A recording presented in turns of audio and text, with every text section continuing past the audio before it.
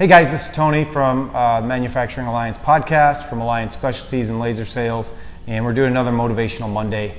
And this one is all about gratitude, and it's simply put, the best time to be grateful is always. I'm a huge fan of gratitude. I'm a big believer in it, and I think that you can make the best in any situation if you just look on the bright side.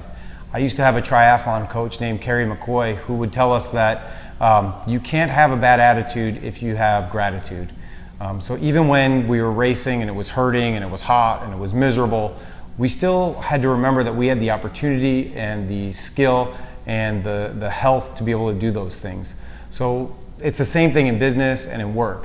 Whatever your situation is, there's somebody that wishes they were in your situation. So if something goes wrong at work, it's an opportunity to make it better. It's an opportunity to learn. If you lose a big customer, there's an opportunity to find another one. So it's all about how you look at it. And if you choose to have gratitude in your life, you're going to come out on the positive end a lot more times than not. So when should you have gratitude? Always. I'm thankful for you watching this. So I hope you got something out of it, and I hope it made your day a little bit better. Thanks.